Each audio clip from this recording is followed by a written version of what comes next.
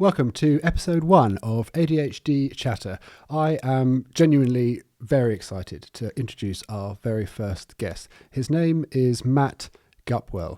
He is probably one of the most knowledgeable people in the area of neurodiversity and specifically ADHD that I think I've met. He has ADHD himself. Many members of his family have ADHD, and he's the founder of a consultancy firm called Think Neurodiversity. Now, Matt and I spoke for a couple of hours. It's a long conversation.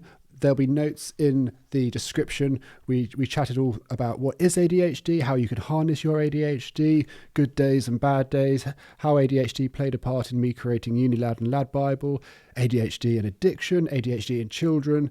Is ADHD a superpower? ADHD on social media, masking, neurodiversity in business, and ADHD in relationships. So it is a very broad episode. If you want to skip to bits that you're interested in, then go ahead.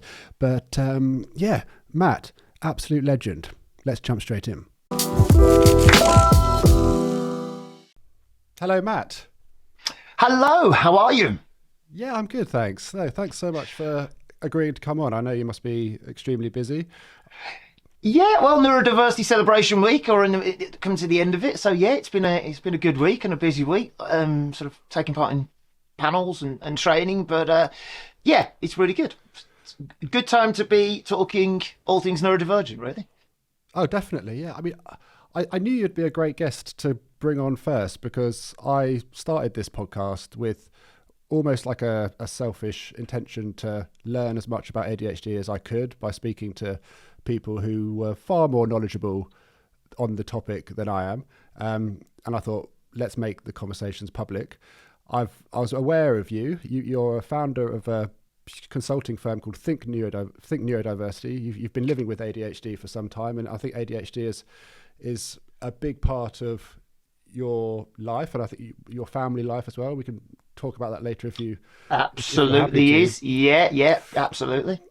Just to start, and I think this will be a really good question to kick off, in fact, the entire podcast with, is on your LinkedIn bio, you say you can make the complex easy to understand. And that would be really helpful for me because I'm still trying to get my head around it. So here's the question. What is ADHD?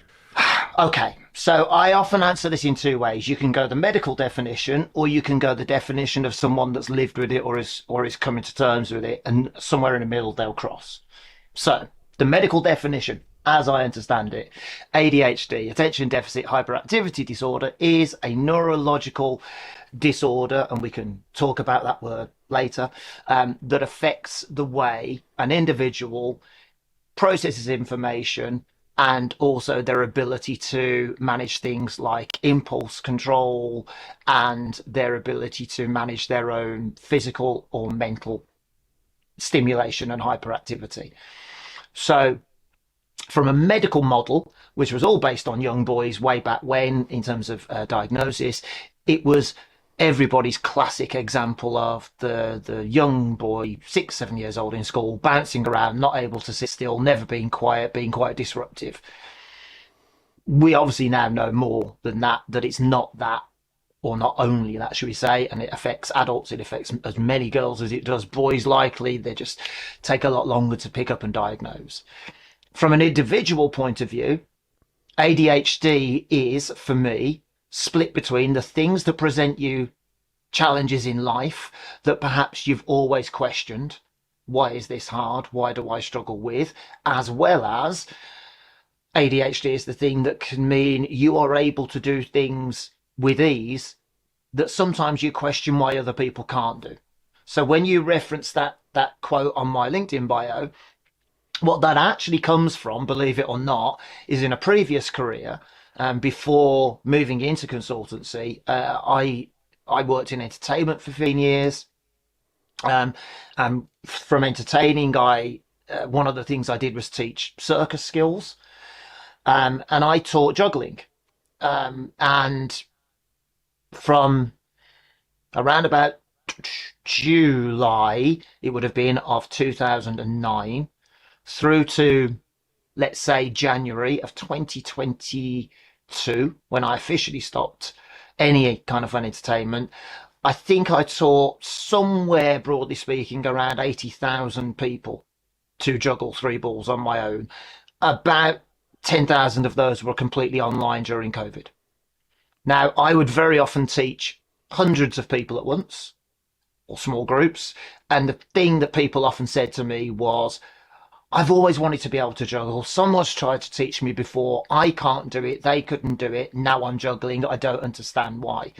And it was purely because I cottoned on very quickly that if I used my ADHD brain and the way that's wired, as well as autistic thinking, to teach and to pay attention to what people were doing, I could make sense of what juggling was a lot quicker than if I taught it the way every single book and every single pamphlet and every single set of juggling balls you've ever bought taught it.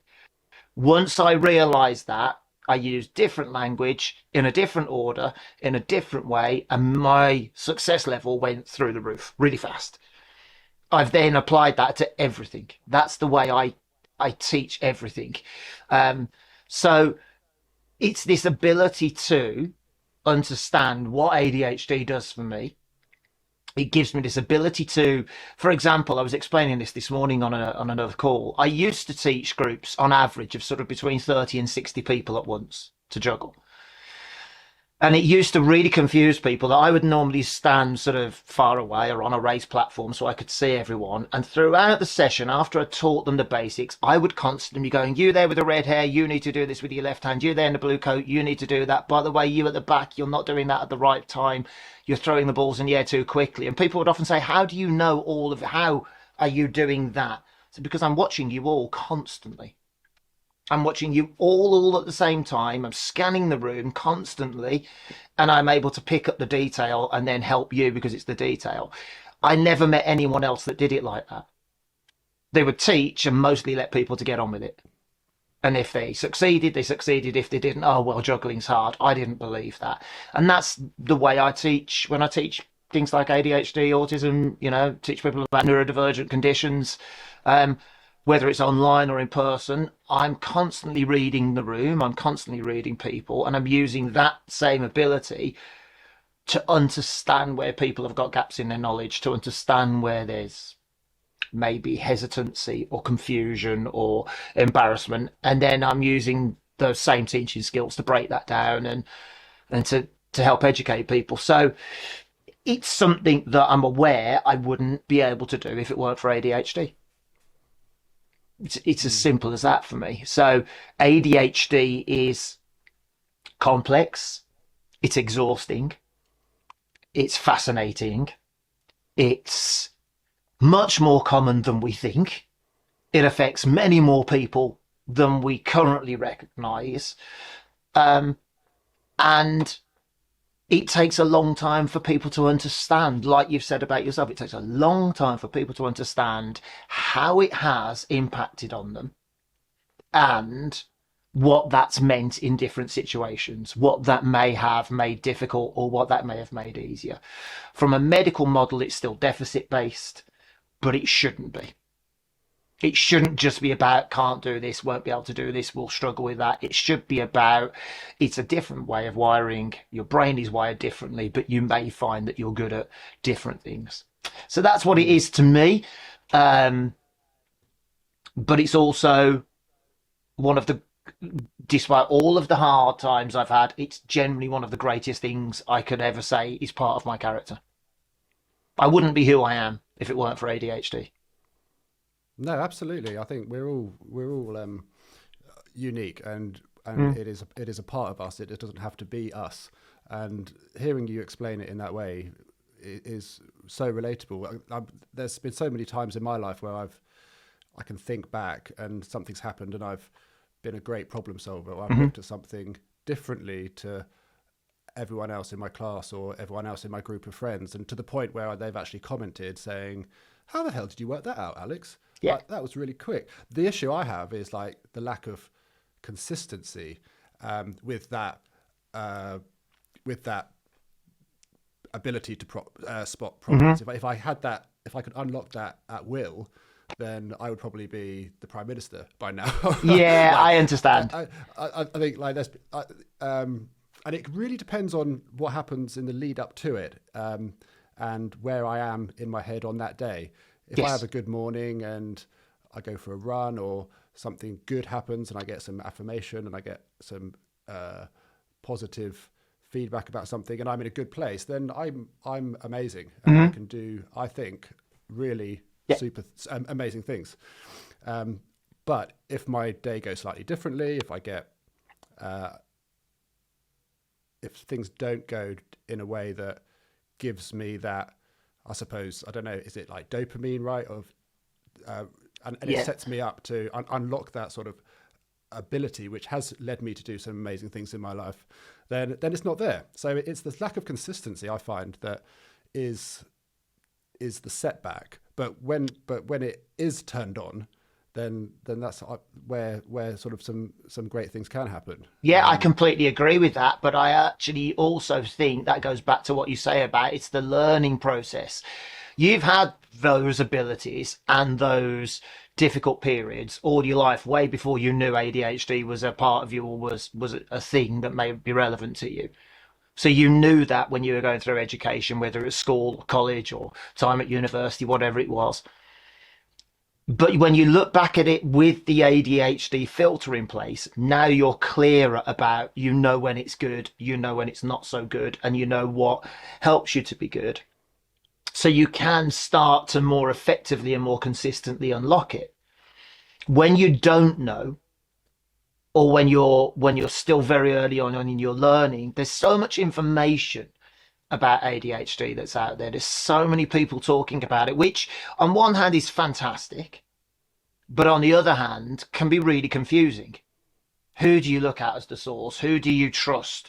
Whose whose information is current, up to date, using latest research? Whose is just quoting stuff that's 10 years old, 15 years old? Who's just trying to sell a book that they've written with their take on ADHD, for example? It's so hard to know, which is why for me it's one of the best things I've learned to do is reflect on me more, reflect on the things that happen, reflect on the good, reflect on the bad, take what I'm lucky enough to know about this topic and then filter it for myself. Okay, why X, why what Z? Does that make sense? It's sort of Mm. I'm constantly reflecting, I'm constantly learning what it is that, like you, makes me good when I'm good, not so good when I'm not so good. And then it's about trying to replicate, just like you said, the things that I do before I have to, let's use the word perform. Okay. So before I have to record a podcast, teach a training seminar, whatever it may be, what do I need to do so that I'm in the right state of mind? Now, that can include all sorts of things depending on where you are. I take medication for my ADHD, but it's not actually ADHD medication. That's been part of a process I've had to go through, but it helps. So I know my medication gives me the ability to think clearer, to slow everything down. But then I also do a range of other things every day, just like you, that I know top that up. So throughout the week, I will practice breath work. I will practice meditation. I take cold showers. I have a cold plunge pool in my garden. I'll do bits of yoga. Walking my dog factors into it. If I know I've got a stressful something coming up, I take my meds. I do those things and then I'm okay. If any of those things aren't available to me, then I know I'm probably going to not be in quite the right mindset. And it doesn't matter how good my ADHD can make me, it will be more of a struggle. But it's taken me a long time to learn what those things are. I call it my own sort of personal toolkit. It sits in here. I've got 5 or 6 things that I can go to. Some take 30 seconds, some take 30 minutes, and somewhere in between. But they all do a job. Um, but there's no right or wrong, I think, is the big thing for me. What I find effective, you might not. And again, that's the danger. I think we have to be willing to experiment. We have to use ourselves as a human experiment to say what will help me, Mm. rather than this will help me because it's helped someone else. It makes a lot of sense, and talking about what you things you do, what you don't do before you're about to do something. You said perform, and I take that back to if I'm going to be speaking on stage, or if I'm Yeah. going to a meeting, or if I'm now we're going to be recording a podcast episode, Yeah. or even if I'm going to meet a friend. I'm very careful about what I expose myself to in the lead up to that thing. Having the knowledge now that if I, for example, put out a LinkedIn post or a post on social media, if that doesn't go well, or if I get a few comments that say, "Oh, you used to be funny," or "No, that's wrong," I saw that. or, Yeah. and so that really hits me, and that can really derail me for a couple of hours. So I'm if I've got something important to do in the afternoon, then I'm really conscious of what I expose myself to in the morning, and I avoid anything that could potentially knock me off course, and I gravitate towards things that are going to set me up. Yeah. For example, before this, similar to you, I've walked my dog, I've eaten well. I think I'm hydrated. I've had a fair bit of caffeine, and I've been on a 5K run. Yeah. And that for me gives me the best chance of being at my best. Yeah.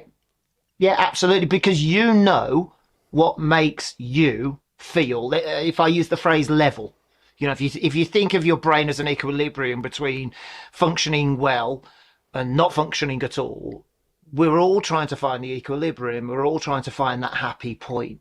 So you know what things help you find your equilibrium. You don't want to be sky high. You don't want to be in a state of sort of mania or overexcitement, because it can send you the other way. And you don't want to be down in the doldrums because somebody's put a comment on a post that's made you feel bad. You want that balance. Well, you know what things get your balance. I know what things find my balance. And it's doing that. And it comes back to this word consistency, which is something that ADHDers do tend to struggle with, is consistency. I'm aware of that. Routines and habits are, I think, much harder to form for people with ADHD in general. But if we can find the things that resonate for us, work for us, that give us our equilibrium, we have a much better chance of having more good days than we do bad days, medical intervention or not. But it's about, I always come back to this thing. We're all individuals in this. We have shared commonality in terms of, if you've been diagnosed, you've gone through an assessment against a set of standardized criteria from DSM-5 or wherever we are now, which means you meet a medical model.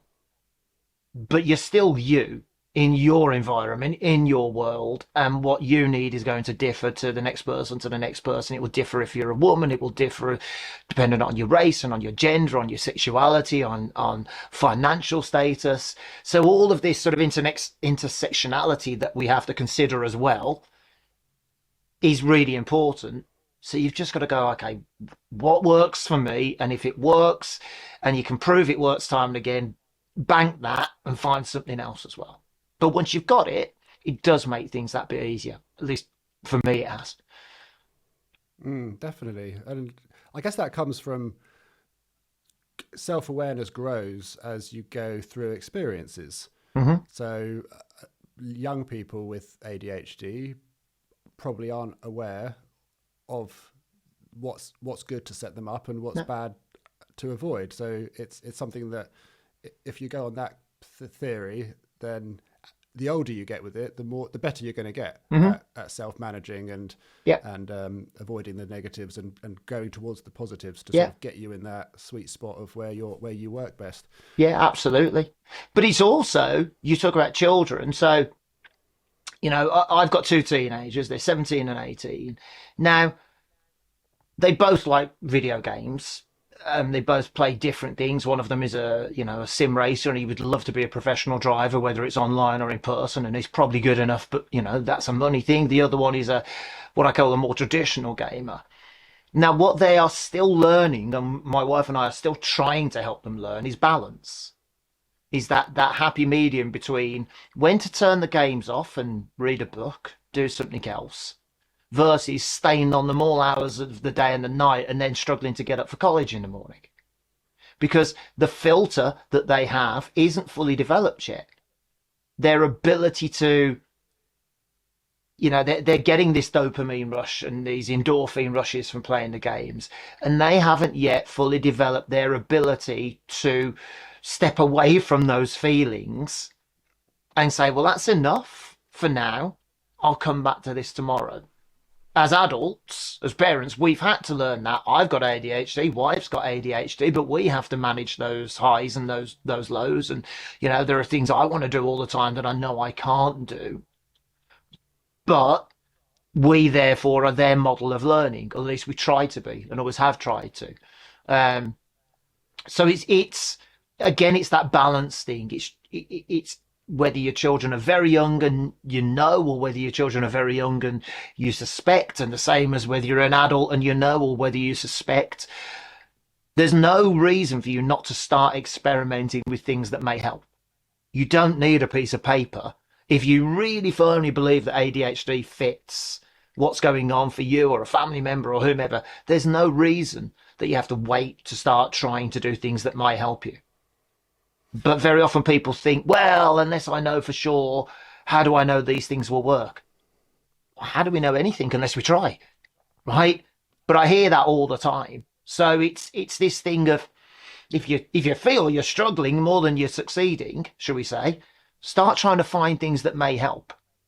If you're lucky enough to get a diagnosis, and I do use that word, if you're lucky enough to get a diagnosis of this condition, great. Maybe you open up medication. Maybe. But if you're on a lengthy waiting list, if you can't afford a private diagnosis, it isn't a shut door. Okay?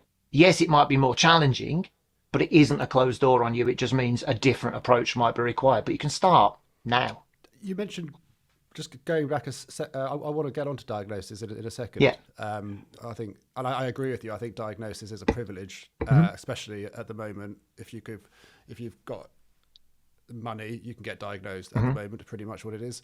But just going back a little bit, you said with children and adults, like the burnout from going a million miles an hour too quickly and not taking breaks, essentially. Like, and the analogy I've recently sort of put into my head, which helps me massively, is I imagine I'm at the bottom of a hill and the end goal is at the top of the hill. I've always sprinted from the bottom up the hill in my huge excitement of wanting to complete the task. And of course, I'm going to get tired and I'm going to stop and I'm going to get nowhere near the goal. But if I walk and if I take breaks and if I come back to it, I'll get to the top and I'll get to the goal. And it sounds like a basic analogy, but for me to visualize that has really helped, because there's been so many examples in my life. I look back where I've gone through the sort of boom and bust where there's loads where I've got to the goal and it's been amazing, but there's been just as many where I've had an idea, gone a million miles an hour, stayed up all night on it, and then it's almost like a laughing example now, because a lot of people with ADHD I think can relate to this. And then 2 weeks later they're just not interested in it and they're looking back and thinking, why did I buy that domain, or why have I painted the spare room yellow? I don't want to be a designer anymore, So I mean, just slowing down, and it's sometimes easier said than done when you're in that period of excitement and you just want to go, but just take the foot off the accelerator if you can. Yeah, but it's understanding why you end up in that period of excitement. So what I've now learned is that there will always have been a trigger to that. Now, it could be that you're in a good place. It could equally be just as often that you're in a bad place. And so rather than facing what you've got to face in front of you, rather than thinking about, the stuff that's challenging you, our brains are very, very pleasure-seeking, dopamine-centric brains. So we will very quickly be at risk of getting very distracted by I could be a designer, or this is a great business idea. And there is literally no gap between that initial thought and going down the rabbit hole. Like you say, staying up all night, buying the domain. I can't tell you how many domain names I've owned in my past. It's, ridiculous. I should have shares in 123 Reg, right? It's ridiculous. But I know that every time I've done it, it has distracted me for a period of time from the real work and the stuff I know I need to do as husband, as dad, as small business owner, as whatever, because that's all too difficult at the time. So it's a recognition skill at the early stage, right? Of hold on a minute, why am I doing this? Have I actually stopped and even sketched out to coin a phrase, a back of a beer mat business plan about this to realize this is lunacy? No, I'm going to skip all the steps and go to spending money, getting overexcited, and then going, yeah, I don't want to do that anymore. But when you You get haven't written a. nothing, I was going to say you haven't written a thing on a cigarette packet. nothing. You've been too busy designing the website. Yeah, You've been too yeah, busy exactly. doing all the branding and too Yeah, busy yeah, doing everything you need to do in the yeah, space of 48 hours. yeah, yeah, absolutely. And here's the interesting one, right? So my own father now, mid 70s, has got more awareness of ADHD than he ever did because of my diagnosis and everything I've learned and everything he's learned. And only recently said to me, look, I'm aware now that I've had ADHD all my life. The difference here, Matt, is that I didn't know what it was. It wasn't a thing. And even when it did have impact on me, I was somehow able manage, or I somehow was able to manage it, and my stepmom has been an incredible rock for him in helping him do that as well. But I remember the first time I think he was a very, very successful sort of sales VP and IT software sales for many big companies. And he always used to say from about 12 to 14 years old to me and my brother, I'm going to set up a business and I'm going to call it Stuff. Right? And what's Stuff? Well, Stuff is that thing where, when you have a good idea, I'm gonna have a business that sells stuff. And I said, okay, what are you going to invent? I said, I'm going to do this. Now, this was pre-internet, really, so you couldn't fact check whether it's out there. It's like the cocktail umbrella scenario. I'm going to design a cocktail umbrella or whatever. Because the idea's popped in your head. It's really exciting. I'm going to really hyper focus on it. And then now, with the power of Google, you go, it's already on Amazon. Right? It's lunacy when you look at it from the outside, but it really makes you feel much better. That dopamine sensing, that dopamine chasing is just too much fun, right? And I think that's what often gets us into problems. It's when we start to feel a bit invincible. But what we're not being invincible, we're just being incomprehensible. It's like talk a million miles an hour. I'm going to do this and I'm going to do this and I'm not coming to bed tonight. Just somebody just needs to pull the plug and cut the Wi-Fi and say, no, sleep now, please. Because otherwise you're not functioning as you're supposed to. But again, you only start to notice that when you've done it enough times to realize there's a pattern and then to really put the effort into not doing it next time. Even when you've had successes. That's what I find interesting. You can look at your career, for example, and the successes that you've had and the ideas that have worked. The process was likely the same at the start, right? It was a really good idea and you hyper focused on it. It's just that somewhere in that process, it became a really, really good idea. And I guarantee there was a point where you then slowed down and you did write the business plan and you did do the numbers and you did back off from all the exciting stuff and do the mundane entrepreneurial work to then get investment and say, oh no, this actually works, right? And I guarantee until the first paycheck, that was nowhere near as exciting. No, it wasn't. And I mean, this is what fascinates me, and it's a question I get asked a lot, and I struggle to answer it because I don't know. When I started UNILAD and LADBible and many other lesser known social media brands, they're really like the only things that I've stuck at consistently in my professional life, and I ask myself why have I stuck at those? And I think, correct me if I'm wrong, it's because when I started UNILAD in 2010, Facebook was, just from a boring technical point, Facebook was promoting Facebook pages basically. So it instantly gave you a lot of reach. It instantly pushed your content out to an audience. You instantly got a load of engagement and dopamine releasing likes and comments and shares. I instantly got that dopamine loop, that cycle of dopamine coming to me. And that never stopped. And UNILAD got bigger. The number of comments, the number of likes, the number of shares got bigger. And that went on for about 2 years, got bigger and bigger and bigger. And then I launched LADBible. Again, Facebook was still pushing pages. So I had LADBible on one page, UNILAD on one page. And I never got that period of stagnation or boredom, or where I wasn't getting something in return, where my brain wasn't firing up and giving me that, wow, this is really fun. I'm really, really enjoying this. And I mean, far more about ADHD than I do. Do you think that has some merit to it? That kind of completely, yeah. And all I could hear when you were talking about the Facebook pages, I could just see all the thousands, tens of thousands of little thumbs up and heart icons and emojis. Bing, bing, bing, bing, bing, bing. Every time you turn a device on, bing, bing, bing, bing. And what do you see? That's me. That's me. That's my idea. I did that. Yay, this is amazing. I'm now going to do even more content. I'm going to do it more and more and bigger and faster and harder. And you do just peak and peak and peak and peak and peak and peak and peak until, like everything, there's a point where you can't peak anymore. Now, it's what you do in the background that's important for me. Because with every dopamine spike, at some point there's going to be a crash. And there's also the periods where you can't be on the computer, where you can't be working. And it's how are you managing yourself and the difficulty. And it's why I'm so fascinated in the links between ADHD and addiction and addictive behaviors. The problem for me is a lot of the time we haven't learned that self-regulation. So when your work is like, if home doesn't match up to that, it suddenly becomes, well, I now need something that gives me a similar high.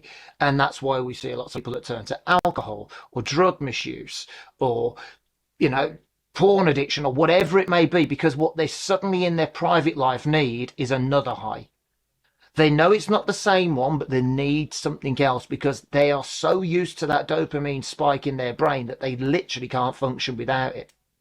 And that's when we start to hit problems, because then it affects your day-to-day life, because now you're tired or you're not as focused as you should be because you've been up all night doing other things or drinking too much or hitting the gym too hard or whatever it may be. And suddenly the regulation goes out of the window. And that's, I think, where you're absolutely right. But if you could teach kids anything, it would be you need to understand how to switch off from that. Does that make sense? You need to know how to go, great, this feedback is amazing, but I need to walk away and do something healthy now. I mean, that's fascinating because no one's ever explained it in a way that you just have. UNILAD was 2010, LADBible 2012. 2012, and really starting in 2010 is when I started to drink problematically. Right. I had drunk like a normal person for all of my life up until that point. Mm-hmm. And then when I started UNILAD LADBible, that's when the drinking became a problem. And I mean, I don't know what you've just said. I was getting this mega dopamine tsunami from my social media work, almost on tap. Yeah. I could post something and like, and it was, and I, it was amazing. But then I turned off the computer and I would drink too much. So no one's ever explained that what you've just said, and I mean the timing is matches up perfectly. Yeah. I don't know. No, it did for me as well. Absolutely did for me. Yeah, absolutely. It's if your brain is in the habit of responding to pleasure in a different way to a quote unquote normal brain, okay. And what we don't know is we don't know how to regulate that, but we really like seeking it. You have to keep seeking it. And you start seeking it in every possible place, way, fashion, because otherwise life feels, for me, I can only speak for me, life just felt depressing and hard. And and slow. I've got two, and have had two amazing kids, the most incredible wife, a wonderful family. Now I'm in recovery now, right, finally. But at the point that I wasn't, I had a pretty successful entertainment business. I was doing fantastic things. I managed to get myself, in public eye TV. Lots of people knew me. I was the happy, smiley, hey guy. Behind the scenes, I was a completely different person because I couldn't cope with the mundanity of life. I couldn't cope with the pace of life.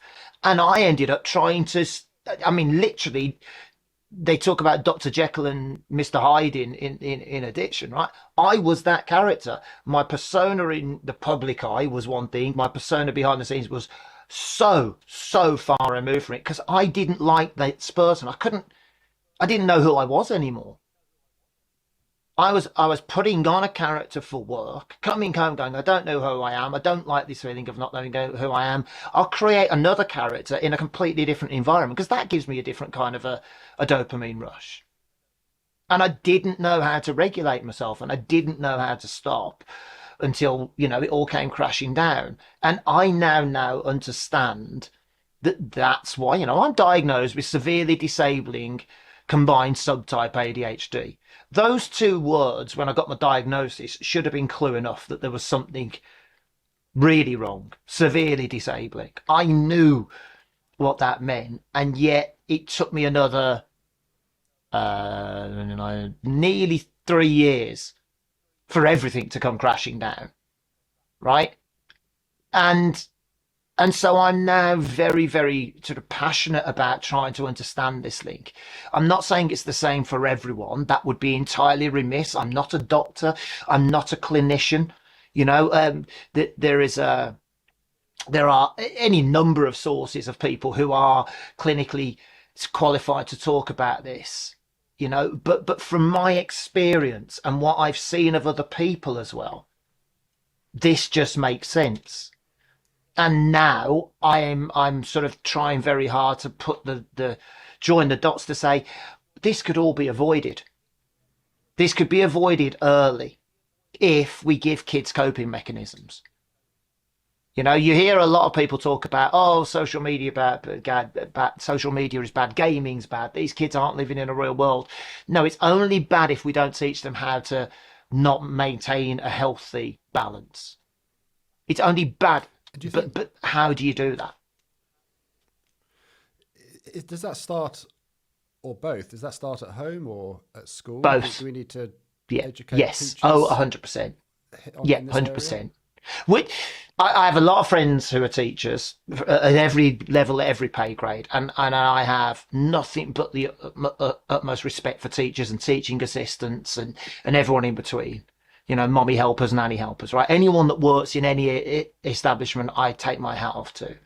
However, the biggest issue still is that we have what I call broad stroke understanding of what each thing means. So we have a broad stroke populist understanding of what is ADHD, a broad stroke understanding of what is autism, of what is dyslexia. And they are not the same for every child. Right? My two sons present completely differently in terms of ADHD and autism. So do I. Put us in the same classroom. We're three completely different kids, but our medical diagnosis are the same. Well, we need teachers to have the more general knowledge. And what they need to be trained on is not the clinical knowledge. From my point of view, they need to be able to spot when children are struggling with anxiety. Because listen, at the heart of all of this is kids that can't regulate their anxiety. And that's when they're going to struggle with their presentation of things. That's when they're going to struggle to concentrate. That's when they're going to struggle with their sort of hyperactivity, is when they're not stimulated in the right way, when they're anxious, when they don't understand. If more teachers and people in those establishments understand that, we can start putting in really quite simple processes that make it better for everyone. The kids, the teachers, the parents.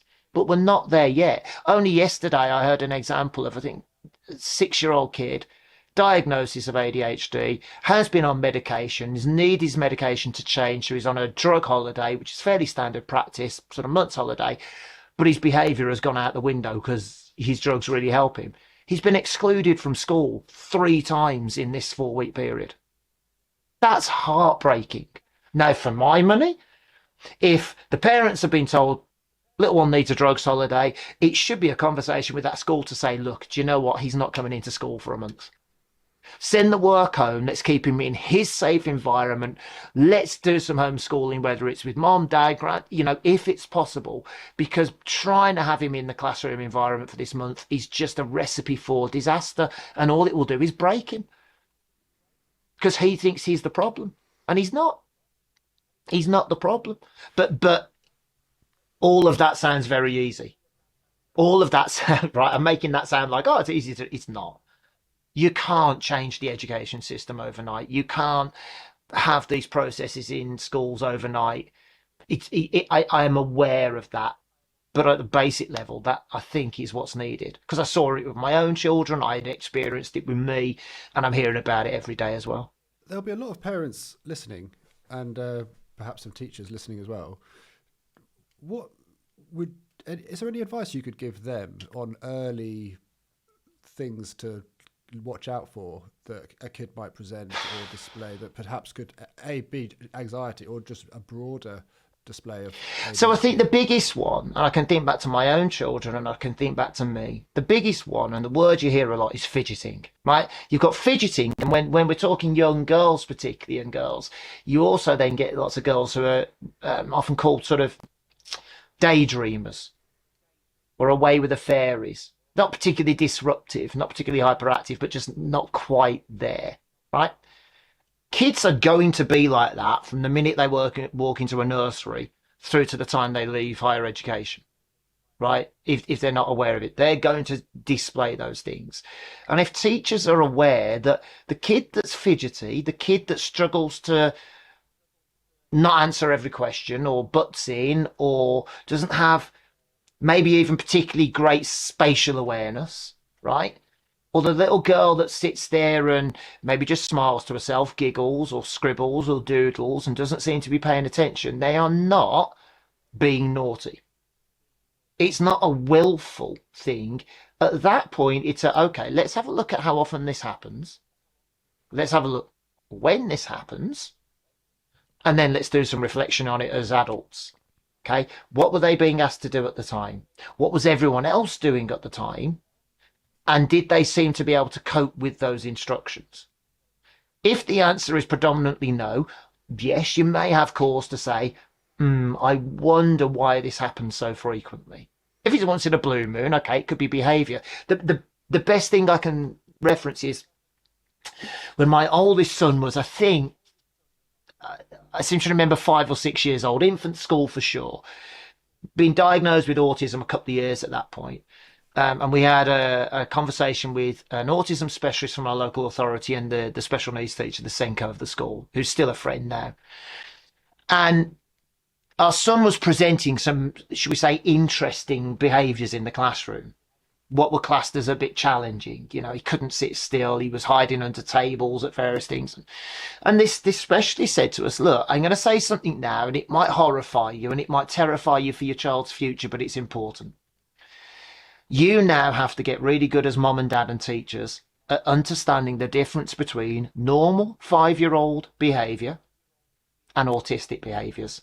Because the autistic behaviours will be the product of anxiety that this little kid is, this little boy is displaying. However, they're going to look similar very often. It's going to be the case that we need to look at the cause, not the behaviour. What happened just before this happened? And she then told us, which was vaguely horrifying, but isn't it going back to what we just said, that when children aren't supported like that at early stage, the risk of them then ending up in the prison service, the risk of them ending up being addicted to various substances and behaviours because they don't learn to regulate themselves, because they haven't been able to manage those behaviours, goes up exponentially because they don't get the toolkit early. Now, I remember sitting there and being pretty shell shocked by that information as a young parent, going, Christ, okay, that's really cheery. But it actually was some of the best advice we were ever given. And it's advice I share every time I speak because it's true. We have to understand not what they're doing, but why they're doing it. And it's the why that's important. You know, what happened before? Have they been triggered by classmates that know how to push their buttons and know if they do this, little Sally's going to act out? Right? Have we asked them to do a piece of work, but they don't have the ability to say, I don't understand this, and therefore they start acting out in a different way? Does that make sense? Rather than, he's not sitting still, he's being loud, she's not concentrating. That's just them showing you there's an issue. You've got to go, what is the issue? And then we can work backwards and start trying to put strategies in each time it happens. Now, multiply that by a class of 30, take any standard definitions of how many people have got ADHD. I think last time I read it was 1 in 10. Okay? Well, that means in a class of 30, 3 children are going to be given those issues for ADHD alone, and then think autism, and then think dyslexia, and then think dyspraxia. Suddenly, it's a lot harder for teachers. It can't be one-to-one. It can't be individual care. But it can be done, I believe, without needing massive intervention. It comes back to this word awareness. Do you think teachers and parents are getting a lot of their awareness from social media? And there's a risk of that. And... The kids certainly are, and younger kids as well certainly are, without question. And young adults as well, to be fair, you know, I mean, absolutely. Parents and teachers, I don't know, it can be from Facebook, it can be Instagram, it can be TikTok, it can be what they read in the news. And this is where I come back to this thing of it's getting very muddled at the moment. It's getting really muddled. And whilst I'm all for more discussions about this, hence sitting here with you, I'm very cautious that it's quality information that's required. It's quality experiences. Because otherwise we end up in a situation where it gets so muddled, it gets so inconsistent that there's too many mixed messages. So there's a term in general advocacy for ADHD, and you may even have used it yourself, because we do, about my own lived experience, right? My lived experience. I've been diagnosed, so I'm going to share my lived experience. Now, I have a sort of a concept of this, or a theory on this, okay? My lived experience, in terms of what I can teach others about living with ADHD and how it might affect anyone else, means very little, because it's mine. It's how it affected and continues to impact me. That's what my lived experience can tell others. My experience and what I've chosen to study, what I've chosen to learn, and the experience of working with thousands of other people with different neurodivergent conditions, that's what gives me the ability to say, I have seen a lot of presentations, I have seen a lot of different displays, and therefore I can make more, I suppose, informed statements, as well as the fact that I'm constantly reading and networking with people who I admire greatly for their clinical work and their medical knowledge. So what parents, I suppose, and educators need to be aware of is, if they choose to follow a particular source, for example, where's the information coming from? How much do they know? Just because someone's got a YouTube channel or an Instagram channel or a TikTok channel doesn't mean their information is credible. It doesn't mean they've done their research. It means they are trying to fly the flag for a condition that's affected them. Now, they might learn that, right? I'm aware of that. Over time, people learn. But at the early stages, right, you've got to be very mindful of it. And again, this is something I say all the time. My wife and I have been invested in this world for, well, where is he, 18? So just approaching 15 years this September, right? The things we would have said initially about autism And then about ADHD before my diagnosis and my wife's understanding, the things we would have said back in 2004, 2006 would be completely different to the things I'm sat here in front of you saying now. In fact, there are some things that I'm horrified that I used to say that I thought were right. But at the time, I didn't know any different. I've now learned, experienced, studied, and had the ability to sort of collate all of that information to know different. But I'm nearly 50. I lived with this all my life as well. Now I've got that little bit of knowledge to put onto it as well, but it is just that small part. So I don't think the issue is where people get their information from. I think it's dangerous when we hear sort of this sort of hyperbole about, oh, people are getting ADHD through watching TikTok videos. No, they're not. Please, it's genetically inherited condition. That's nonsense. You know, when we see in the press when another adult celebrity's been diagnosed with, you know, forgive me, Kate, yourself in point, we've got Johnny Vegas and Sue Perkins in recent months as well. Yes, and various others. When we then get the news reports going, oh, the mental health condition of choice this month is ADHD. Oh, why is everyone... Nonsense. You've been diagnosed because guess what? You've got ADHD. You can't make it up. You can't fake a diagnosis or an assessment. It doesn't work like that. That kind of rhetoric is dangerous because it can affect the way different generations then perceive the condition, right? But it's just about, as much as people can, looking at lots of different sources. And go to some of the most credible charities, ADHD UK, the ADHD Foundation, for example. You know, one of the people I respect probably most in this because of the work that they've done is Tony Lloyd, who heads up the ADHD Foundation. The man is a powerhouse when it comes to ADHD, right? Because of the work he's done. The same with people like Professor Nancy Doyle of Genius Within, Samantha Hugh, who set up ADHD Girls. Right, these people have got the experience, the clinical knowledge, the lived experience as well, right? So I choose to network and to talk with all of them because, you know, I trust their information. But I'm also, I don't know, should we call it cynical enough, that I will look at people that have suddenly appeared out of nowhere and what they're saying, and I'll be very much, okay. I'll take that with a pinch of salt because in 5 years you wouldn't be saying that. But I know that because I've been doing it for 15 years nearly. So it's difficult, I suppose, what I'm trying to say. Yeah, no, there's 2 points that I wanted to just come back to. Well, the main one really is I suppose, get your information from multiple sources, multiple credible sources, and try and find a consensus.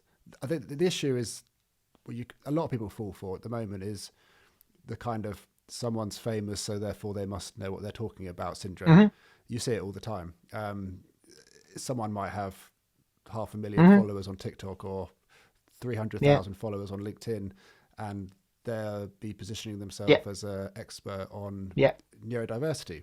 And my thought is, okay, maybe they know what they're talking about, but my first thought is that doesn't necessarily mean that they're an expert in neurodiversity. That means that they're really good at making social media content. You know, there's a big difference there. But a lot of people will see the vanity metrics and the large following and assume, because that's just human nature. You kind of follow the herd and you think there's a reason they've got a big following. But if you actually break down and go into their accounts, they're very, very good at making content which is going to go viral, which is going to grow their content, which is going to grow their following. And more often than not, the actual substance of the content isn't always that helpful or isn't always that informative. It's all very like generic algorithm friendly content, and they know that, and they know that's what's going to get the reach and the following. So yeah, absolutely. Basically, going back to your point is be careful where your information comes from. Try and get it from credible sources, and don't fall into the trap, I suppose, of just following one ADHD or neurodiversity influencer or even a handful.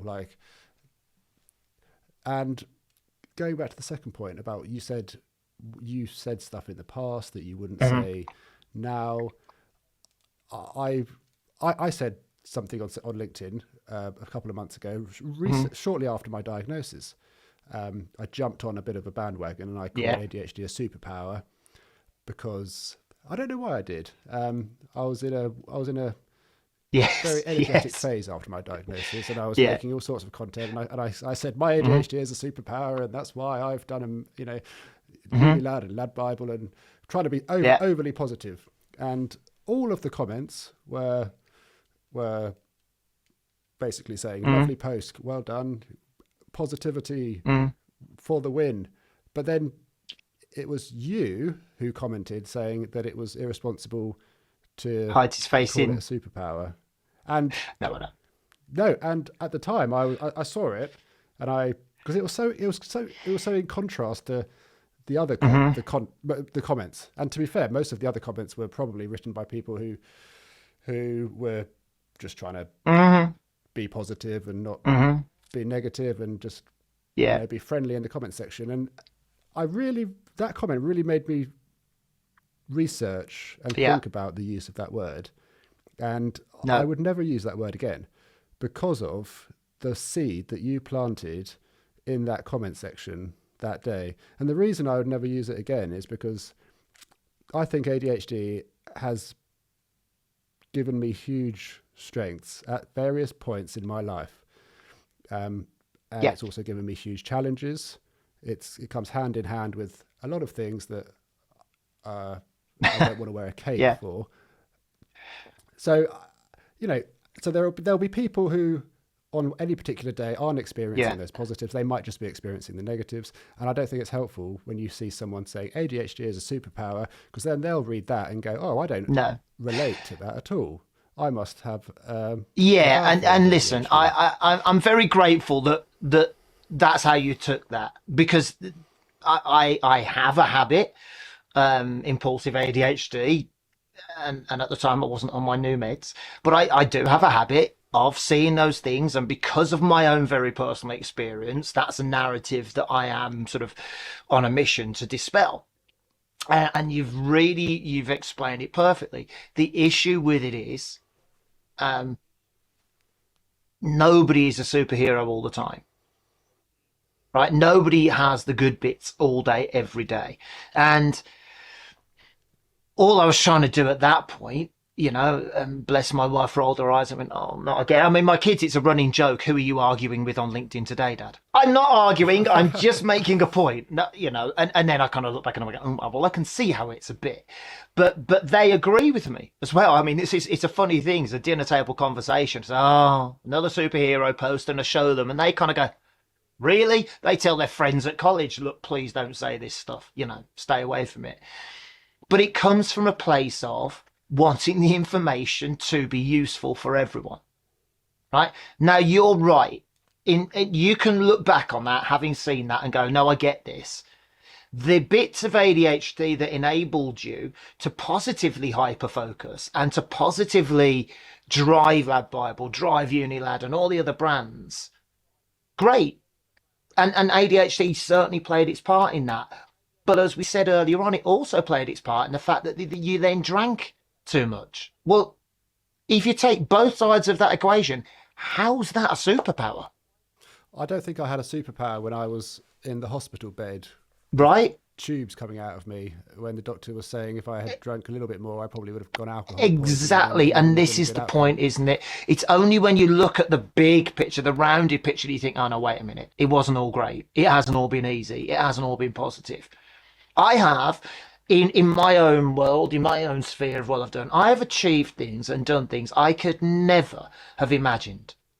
Okay, I feel incredibly grateful for the opportunities and the successes that I have had in my life. And often I think, "I have no idea how that happened." It's just, it's fantastic for me. But on the other side, I've suffered with suicidal ideation on and off for the past, well, 40 something years, right? I just didn't know what it was called. I've been sacked from 25 of 35 jobs before I was self employed. I've nearly brought my relationships to its knees. I've put myself in debt more times than I care to imagine because I couldn't control my spending. That's not, like you say, sticking a cape on and being superpowered. That's not being able to understand what's going on in my brain and understanding how I can control it. Now, interestingly, the way I finally learned to do that is to sort of hand over a lot of those things and admit them as my challenges and to ask for help in different areas. Right? I need people to help me be more organized, to manage my finances, to do those things. I just am not wired for that. But like you, give me the idea, give me the passion, give me the platform, and I come alive. That's what all I can do is talk. This is it. This is the job. This is the skill. This is the talent I've been fortunate to be given, and I will use it as long and as often as I can if I think I help people. It doesn't mean I'm superpowered or better than anyone else at it. It means it's just something that I know I can do well. So when I posted that, it was, I suppose, a knee-jerk reaction, right? You're right. Oh, okay. You know, there was a, yes, great, you've founded these incredible businesses, but are you sure that's all that went on before we'd spoken? I didn't know anything else, right? Are you sure about that? And to try and, like you say, give it the balance. Because for years, and it's exactly what you just said, I saw all those posts about, oh, ADHD superpowers, dyslexic superpowers, dyslexic superthinking, autistic superpowers. And I just thought, oh, wait a minute. So I'm not only ADHD, autistic, and dyslexic. I'm the one that's got crap versions of them all. Brilliant. Thanks for that. That's just tremendous. Because at that point, you can't see the successes. You can't see the positives. You can't see when it's enabled. All you can see is, great, wonderful. Because I've not achieved as much as that person, or, you know, whatever it is. And it almost robs people of their ability to see what they are capable of. And I think that's important, that we let people know we're all different. You know, I say this about anyone that's achieved things in business. You were probably in some way always going to be a success at something. You had the ability to do. You just needed to unlock what that was. ADHD certainly has enabled you in certain ways, but you were probably always going to do well, right? The two just met and married at some point. But there are those people who will live perfectly mundane, average lives, and that's great. But what they don't need to see is people saying, oh, you've got ADHD, you've got a superpower, you should be a multimillionaire, or you should be, have your own private island. Richard Branson's got this. No, you've got to look at it as a whole. You've got to look at it in real terms. And I think what it also takes is people like you in the public eye, and again, notably recently, people who've said, whilst I can see how this has contributed to my success, I can also see where it's made me struggle. I can also see. It was one of the main reasons. It was one of the main reasons for starting this podcast, because I want to get the message out there. I get so many messages on LinkedIn and when I meet people, and their opinion of me is that I've cracked ADHD, and I want to put out a more balanced narrative and a more balanced message around my ADHD on a public forum, because again, exactly what you've just said, I don't think it's healthy for people to look at some people with ADHD who have done amazing things, because like you said, that's just going to create this comparison void, and that's just going to create misery, because they'll, like you said, they'll think, well, I can't even do ADHD. I completely agree, but I think for you to have the very quick recognition of that's the right thing to do, and to also be able to recognize that you can use your platform to get that message out, Alex, that's incredible. That puts you in a different sort of arena for me than a lot of other people in the public eye who've had a diagnosis, because whilst they've been in news articles or various other things, that's it. It sort of stops there, right? There are a handful that then speak publicly about this or try and help educate people further about this. So you now are in a really powerful, I think, position for me to help all those people in your LinkedIn private messages and Instagram or wherever, to help them learn what it actually means. Because there's going to be a teenager somewhere on their phone, on their computer, in their bedroom, seeing LADBible posts, seeing UNILAD posts, or from any of the other brands, who probably has the potential to do something, but is struggling because of ADHD. And for them to see you publicly talk about it, be open about it, and talk to other people to gain experience from them, that could be game changing for them. That could be absolutely game changing, because then what they get is the balance that might just help them succeed. You know, it is recognizing when it's hard. No, I'll rephrase that. It's recognizing that it is hard. Right? It is. It's not when, it is hard daily. I was explaining this to somebody this morning. They were asking me, so, because they're at a point where they're questioning, do they have ADHD? Do they not? What does it feel like? And I said, the honest answer to that is exhausting. It's just exhausting to be that switched on 24 hours a day. To have your brain going that fast all day, every day, is exhausting unless you learn to manage it. And that's the only way I can describe it. To go 45 years of my life, nearly 46 years of my life, being that perpetually knackered and not knowing why, took a toll on me physically, mentally, emotionally. It did. To then realize there was a why behind it and that I had some chance of learning to control it, was like, oh, so this isn't normal. Not everyone's this tired. Right. Okay. Let's figure that one out then. Right. What do I do? And that's what's important. So you using this platform almost as a way to answer those messages. It's incredible. It's just a voice that more people need. That was my intention, in a way to sort of mass reply to all of the people over the last 10 years that have either messaged me on social media or come up to me after I do a talk and shake my hand. And obviously ADHD wasn't in the conversation until recently, but it's the question that I get all the time is, how can I do this? How can I do that? And I think with the ADHD context now, I think it's a really fascinating conversation to have. And the issue with a lot of the ADHD content on social media is the algorithm. And this is another reason for the podcast, because again, to go back to creating a more balanced narrative of saying it's it can be really good, it can be really bad, but let's try and talk about it somewhere in the middle. The algorithms promote binary content. So they promote either overly positive messaging or they promote overly negative messaging. A lot of the actual accurate content is what I would call vanilla content. And if I put my social media marketing head on, that's content that you don't want to put out, because the algorithm isn't going to reward that content.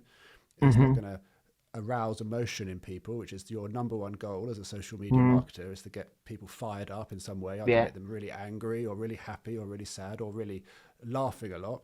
So vanilla content that sits on the fence generally doesn't do that. So you try to avoid it. So you either have to, you have to be very binary. You have to go, ADHD is either really, really good, it's a superpower, or it's really, really bad. And that's the content which I've noticed gets a lot of reach and a lot of newsfeed space. So that's the content that young people, teachers, the general population is being exposed to on TikTok and LinkedIn to a certain extent as well. And I don't know how many people realize that like algorithms reward binary content, and that just social media generally, I mean, we're going off topic a little bit into more of like social media chat, but it rewards binary content. It's unhealthy to the point. The truth is somewhere in the middle, but the algorithms don't. No, but actually it's wildly on topic. If you think about it, right, that binary state that social media exists in, right, with vanilla somewhere in the middle, it's almost like the kind of thing, it's like the ADHD brain searching for the dopamine, whether it's good or bad, happy or sad. That's what we do because it fires us, it gives us our stimulus. Social media is essentially operating in exactly the same way. Doesn't want you to see the boring bit, doesn't want you to see what's in the middle. That's not going to get numbers, that's not going to get reach, that's not going to sell paid content or paid adverts, etc., etc. Right?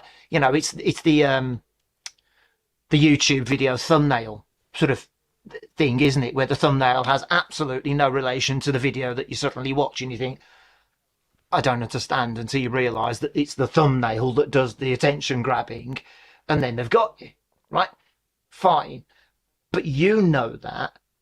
And if you can be, however you manage to do it, and you know more than most about how to do it, if you can be the person that somehow can work that system so that more of this content gets heard, gets seen, gets viewed, gets digested, then other content creators might just start making more balanced content. You're always going to get the extremes. You're always going to get the imbalance.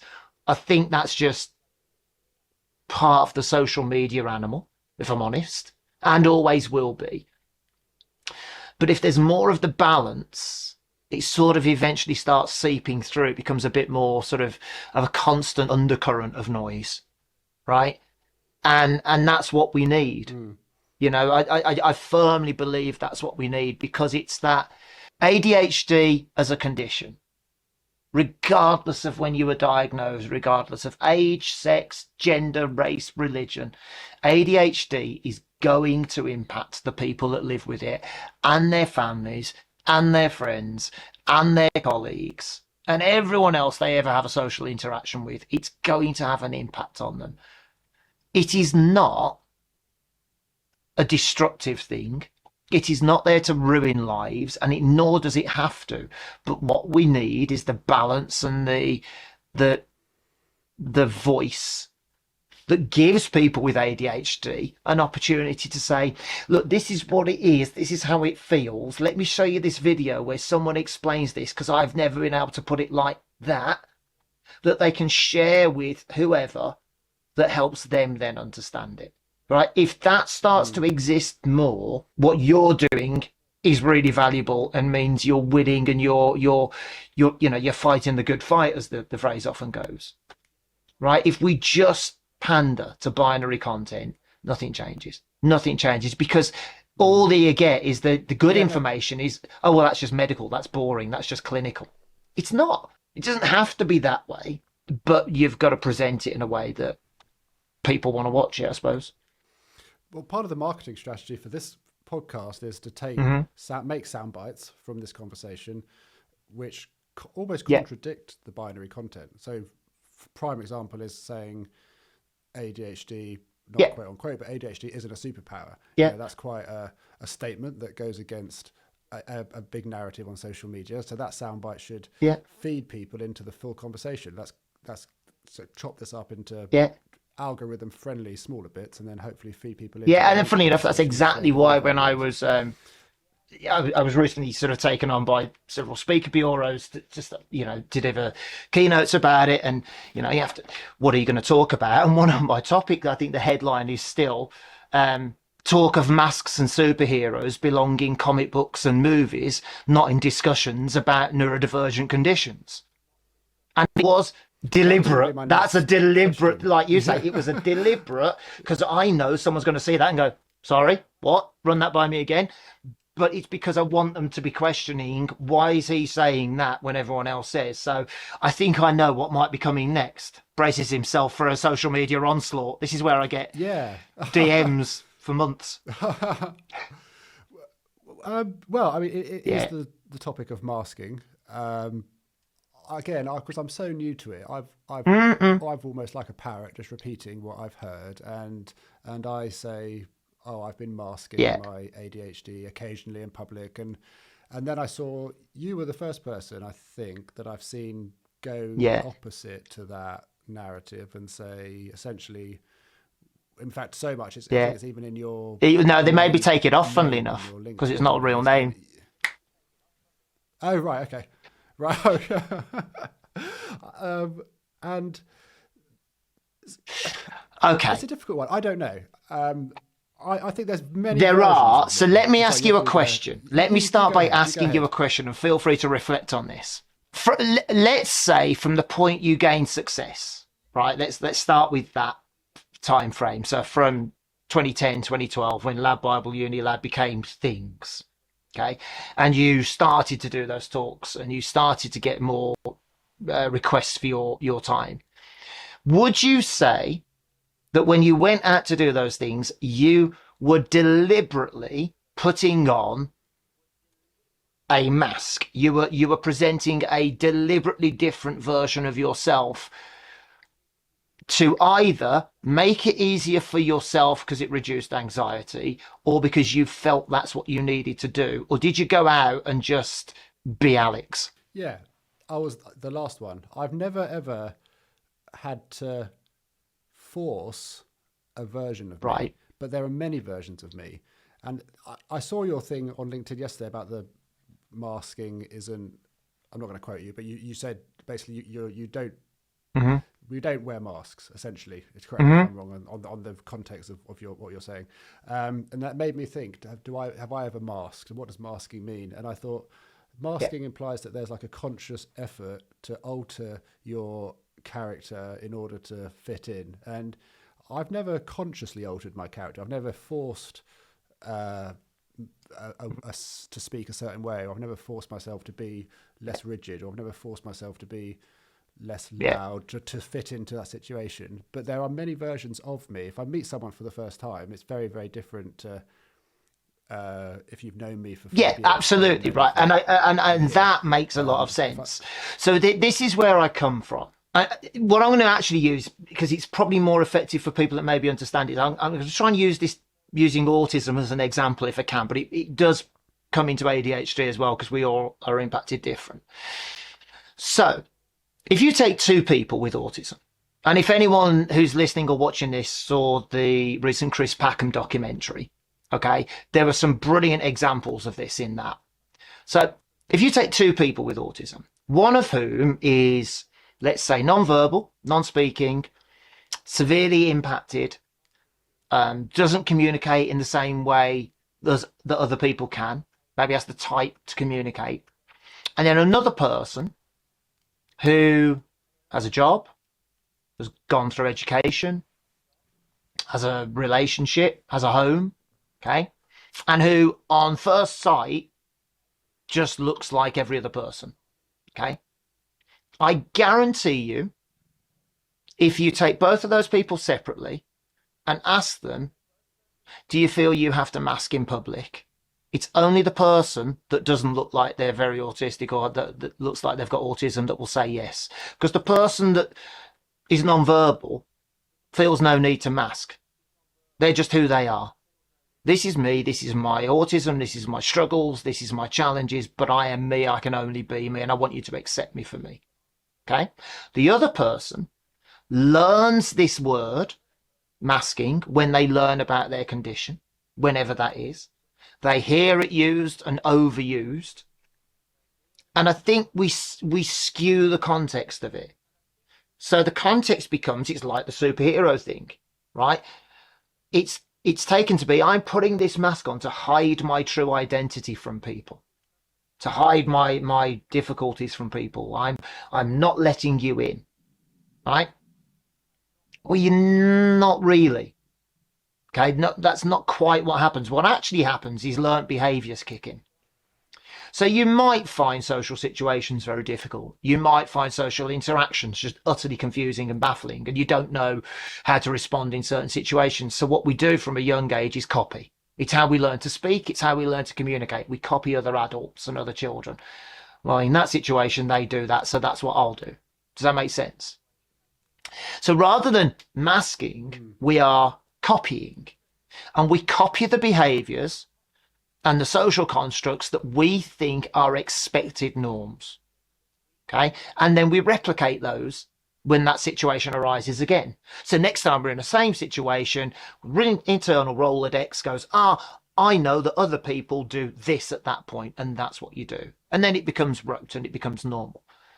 What happens is when those people go home, if it's caused them anxiety, if it's been difficult, they may need to decompress, right? Be quiet for a few hours, sit and not say anything. Okay. But nobody looking at them during their day is going to say that they feel they're being presented a false version of that person. They're just being that way. Now, I never wore masks. I wore costumes, by the way, as an entertainer. I changed my name as an entertainer. That's persona, right? That's a a stage name. It wasn't a mask. I was just the version of me that my clients and people expected of me, right? As I am here. It doesn't mean I don't struggle. It doesn't mean I don't get exhausted from all the social interaction. And it doesn't mean that, after this, I'll take half an hour to decompress. I'll just sit quietly, scroll some YouTube videos, whatever it may be, because I need to process everything I've said. But I'm not wearing a mask.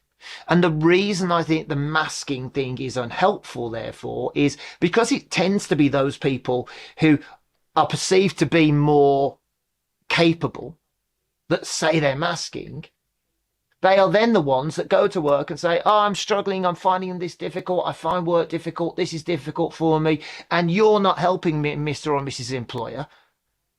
And when they say, well, okay, but we didn't know you needed help. That's because I've had to mask all the time. That's an answer that makes absolutely no sense. If you want people to know that you're struggling, don't tell them you're masking every day. Talk to them honestly and say, look, this is who I am. This is what I live with. This is what I find difficult. Can we come up with any solutions or workarounds? Okay, that takes some confidence, right? If you don't want people to know you've got a diagnosis or a label, that takes some confidence. But that's why I do what I do and everyone else in this sort of sphere does what they do, because we're trying to make more people feel empowered. So bring it back to ADHD, right? You go into a meeting, say a board meeting or a client meeting. Are you bouncing on the chairs? Are you constantly fidgeting? Are you interrupting everyone? Are you looking like the person that's really struggling with ADHD? Or are you internalizing things that you're challenged with? And have you come up with coping strategies to help you feel better and to get through those situations? My guess is it'll be the latter. Right? Now,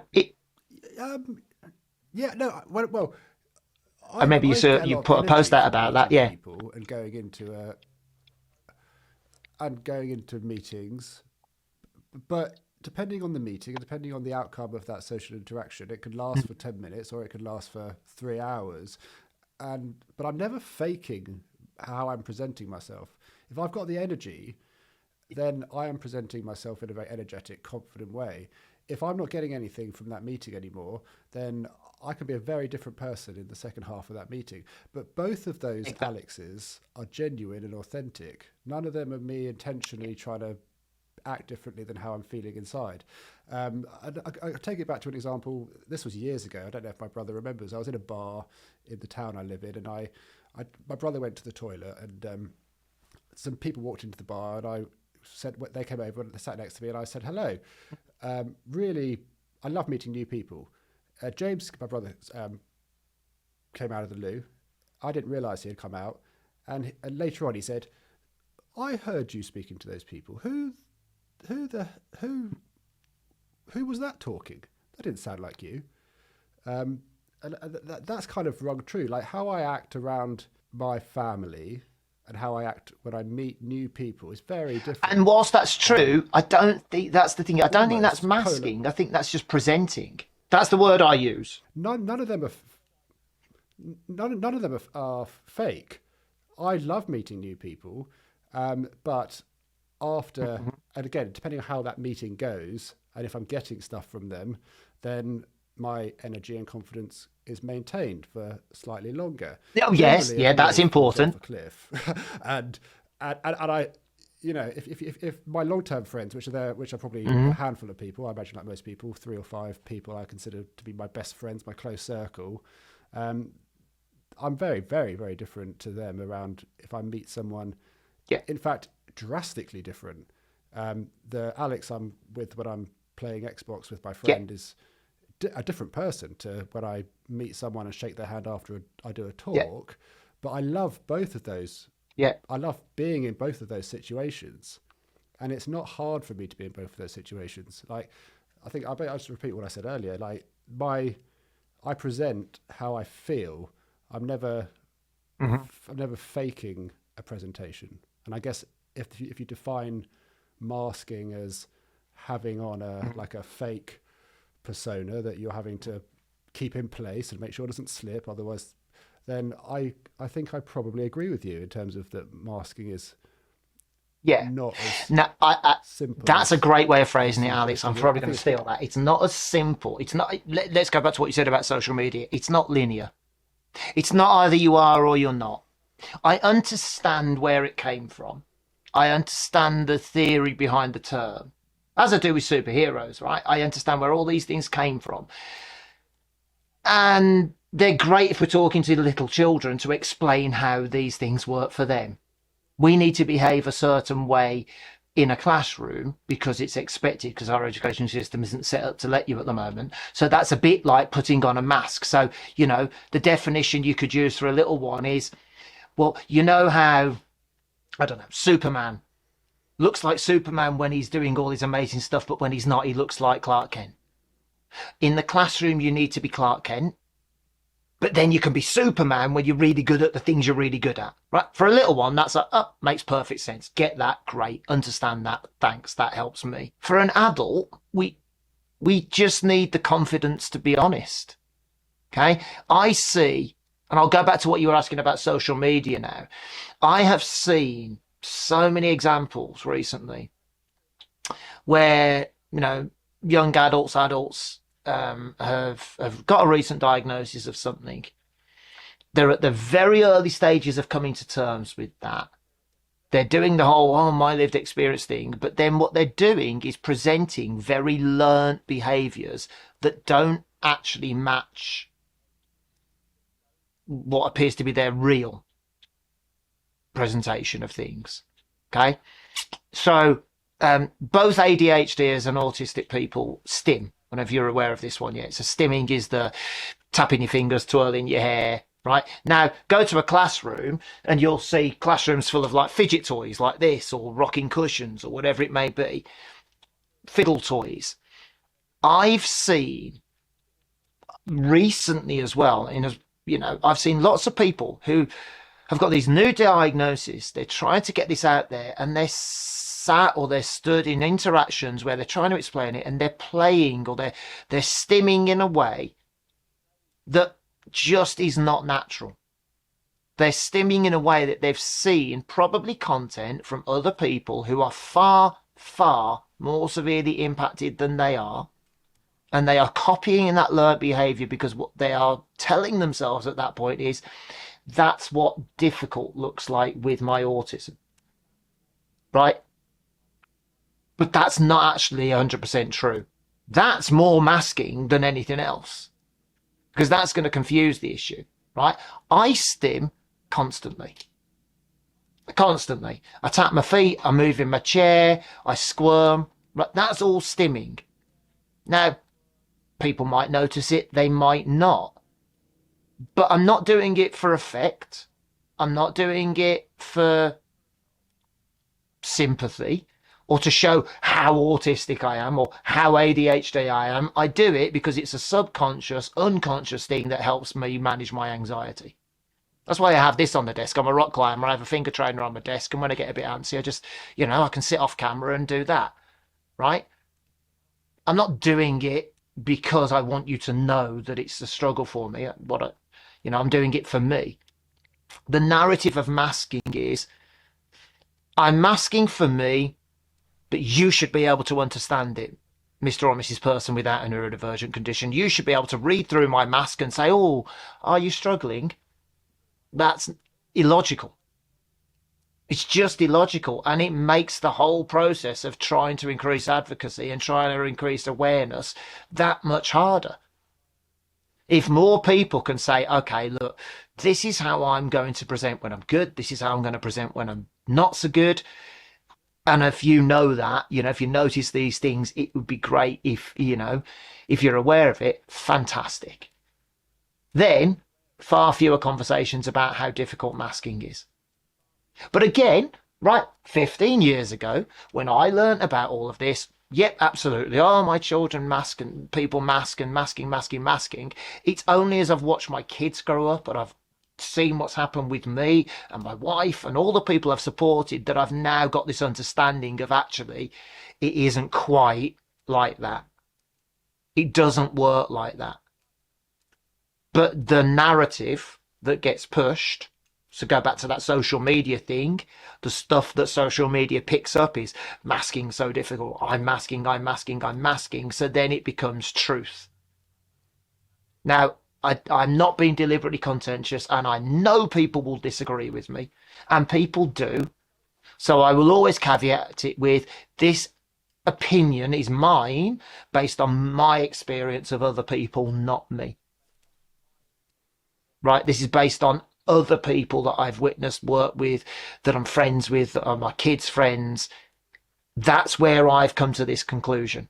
Because I'm fortunate enough to know people who are both severely impacted as well as less severely impacted. So I've seen everything across the scatter diagram of presentation. And I don't say it to rattle people's cages. I say it to try and get them to think, is there a different way we could approach this? I can only talk about, on the subject of masking, I can only talk about my own experience with myself. And I don't relate to a lot of the content I see on social media around masking. Similar to what I said earlier, there's extremities of how I present based on what's going on, who I'm with, how I'm feeling, but none of them are ever fake. No. It's never an effort to or uncomfortable to act a unauthentic, forced way. That's the word. Like I'm never forcing who I am, but there are drastic versions, different versions of Alex. But they're never fake. So yeah, I think we'll see. I don't relate to a lot of the content I see around masking on social media. I can only talk about how I act in different situations, but the two are lumped together. Very often you see masking superheroes. There's the image, right? Mask, cape, da-da. But they're lumped together, which makes it even more confused. It makes it even more confused, right? It's that thing of it just doesn't make sense if we're trying to help people understand us. That's the bit that I can't compute. Saying that and expecting to be understood, it makes no sense. So when I train people, when I deliver training and people say, well, how can we help people? They've spoken about masking. Just be open, let them know open conversations are fine, and try and recognize what anxiety looks like. Because a lot of the times we struggle when anxiety's kicking in, right? So try and recognize the anxious behaviors, because that's actually probably where you're going to see a more honest version of that person when they are struggling, right? Let's use the phrase when the mask slips. Try and spot that and have a very kind conversation to say, do you need anything? Right? If we do that, maybe they'll open up. And if you do that once, they then come back to work the next day and think, oh, wow, they want to help. They actually want to understand, not punish me, or I'm not in fear of losing my job because sometimes I need to wear, I don't know, noise cancelling earbuds or to work in a quiet environment. But that's where it all gets muddied by these kind of things. But again, that's just my opinion on it. It would be amazing if employers were familiar with their employees' different moods and versions of themselves in the same way that my family and my partner is familiar with mine. If I'm, they can pick up very quickly if I'm anxious. They can pick up very quickly if I'm really happy. They can pick up everything in between, and they know based on experience with living with me and that all my moods and how I act when I'm in my various spectrum of moods. How do we help employers, I suppose? Yeah, it comes back to communication. Build that relationship. Right? So My own take on this is, whenever an organisation approaches me and says we'd like to deliver some neurodiversity training for our workforce, I say great, but the people that need it first are your senior leadership team. You've got to start with your HR directors and managers and your senior leaders and your execs and your management team, because they need a different level of neurodiversity awareness training than your workforce do. And the reason I'll say that is twofold.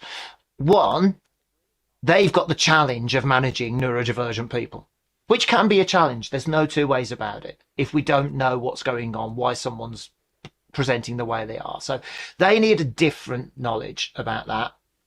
And then you need your workforce to have more general knowledge that actually is really saying to them, the company you work for genuinely want to help make this a better experience in the workplace for you. They want you to bring your whole self to work, whoever you are, however you are, and they want you to feel comfortable in having conversations about it.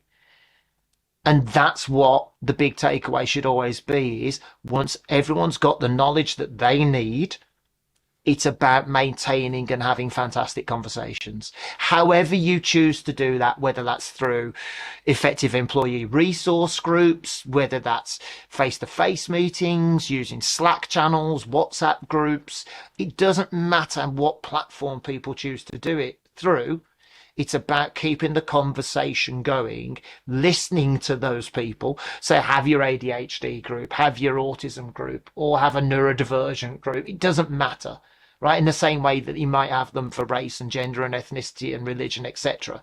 Have the groups.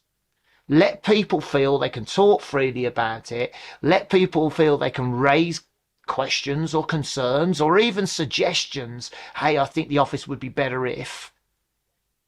And then you create a more holistic environment, a calmer environment, a more open environment, and one that has got nothing to do with deficit. It's got to do with people. Because fundamentally, neurological wiring aside and everything else aside, a workplace only functions if its people are happy and feel able to do their job to the best of their ability. And the only way I think employers can do that is to make that environment feel genuinely that that's at the core of all their values. People first. I agree 100%. I think it's a real, well, we know that a lot of neurodivergent employees don't speak up.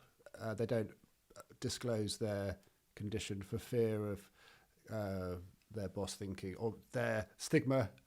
They worry about maybe they won't progress in their career. They'll be held back because an unspoken stereotype will negatively affect them. So yeah, you're 100% right. It's the company that should be putting the foot forward and opening their arms and making it clear that they see the value in a neurodivergent workforce, and put accommodations in place, reasonable accommodations in place, and also but allow a communication where you're letting your workforce suggest other ones, or allow them in a safe way to open up about their needs and their conditions, so you can get the best out of your workforce. Semi-lamenting the fact that there is a day to celebrate everything. And sometimes it's multiple things on one day. And she was saying, they were planning their EDI calendar and there's just so much stuff. And I genuinely kind of said to her, look, I understand why you feel you've got to do these things on these days. And sure, okay, an email or a post, but what your employees really want is to know that those things are valued every day. Not that it's one day a week, one day a year, or 1 week a year, or 1 month a year. Every day, those things that are part of them are important to you because they make part of those people, and people are your business. Now, that might sound like a really simple thing to say, but it does take a commitment. And yes, it's got to start with awareness, and then it's got to start with investing in training. And yes, it's got to then continue with, retraining and refresher and recruitment processes and so on and so forth. But ultimately, It's about saying people are people. They're made up of lots of different components and aspects, and we value everything. And we understand that these will bring with them challenges and positives, and we want to help you succeed in and including all of them. That's it. All right. Well, I mean, on the face of it, yeah. It's simple as well. But I think a lot of business. Yeah. Well, that But first step it's got to come is from the top. reasonably simple. It can't just be words. It can't be the really passionate EDI person trying to change everything. It's got to come from the very top of the very, very tallest branch in that tree, and they have to be as committed to that process as every other person that's involved in it. Because if they're not, the people on the ground floor know. And they feel it, and then they're still hesitant, and they're still nervous, and they still don't believe that if they speak up, it will be okay. So the people that need to introduce these things, head up these things, are the people that run, own, and exec those businesses. Otherwise, there's always going to be a degree of, well, do we actually believe that our business is 100% bought into this? Or are we just flag waving? If there's a company owner listening who is aware of the value that a neurodivergent employee could bring, but doesn't know how to make that first step by fear of maybe they don't want to say the wrong thing, or they don't want to patronize, or they don't want to go about it the wrong way, how can a medium-sized business make that first step into making it clear to their workforce that they are open ears and they have their arms open to the conversation, apart from bringing basically that's what I would say is dependent on their ability and dependent on their budget, right? Either bring in an external speaker, trainer, person, or maybe look internally. Just send out the mail if that's on that person's mind, right? If they're aware that they would like to do that, there is no harm in them sending out an internal communication that says, for whatever reason, hey, look, we're at a point of learning in our business, and we want to do our best to support all our colleagues with neurodivergent conditions.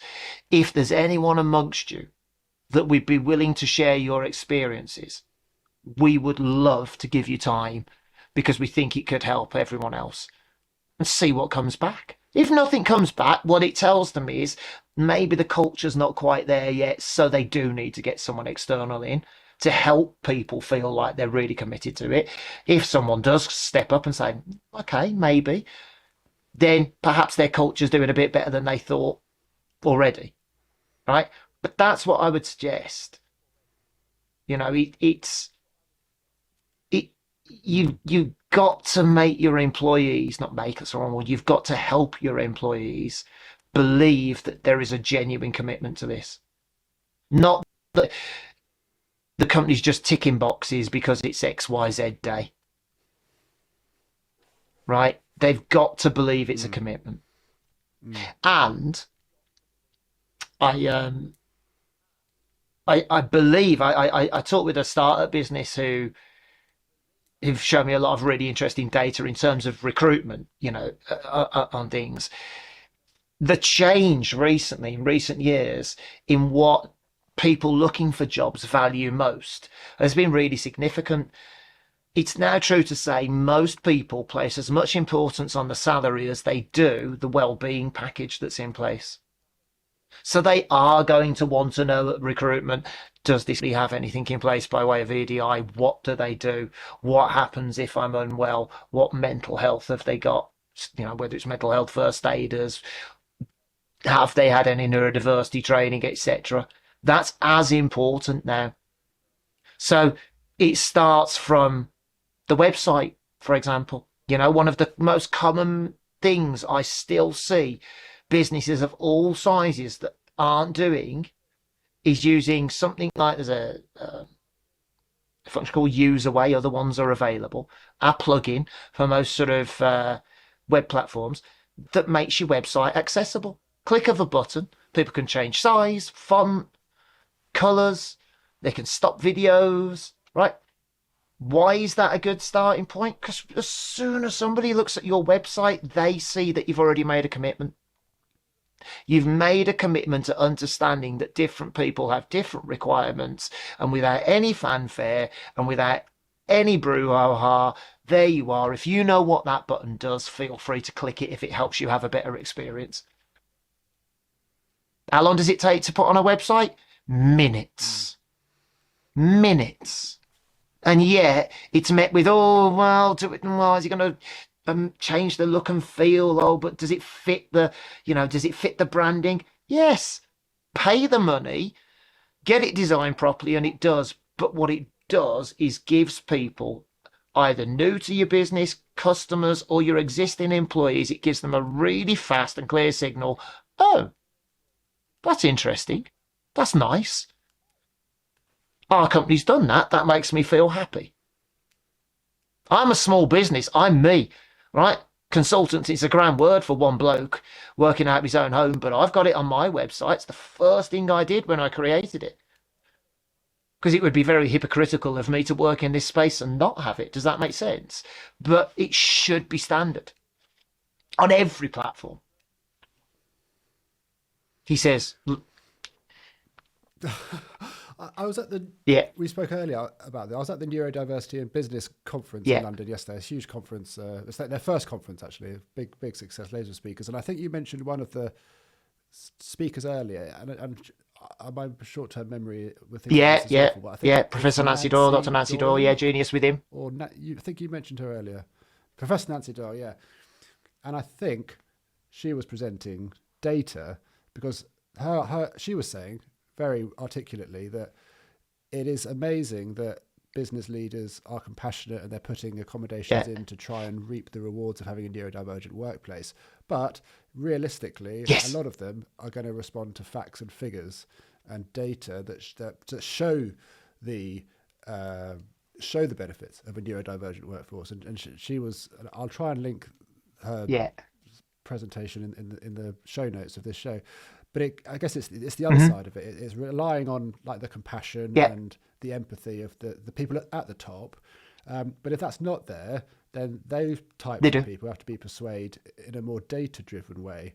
And I think there's a lot of, from what I heard yesterday, and I'm not going to quote it, but it sounded really encouraging. It sounds like there's a lot of data-backed studies going on now, which are showing and proving the advantages of a neurodivergent workforce and actually showing the retention of when you put accommodations in place skyrockets.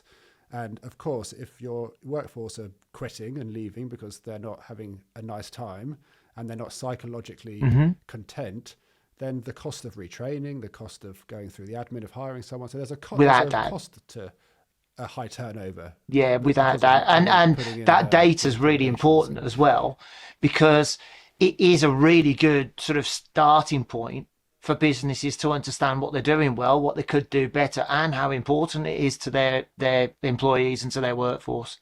It's a really good starting point. But the report that they've created with Birkbeck University is, I think, first of its kind in terms of a nationwide survey of business owners and employees, and how do they think the current lie of the land is.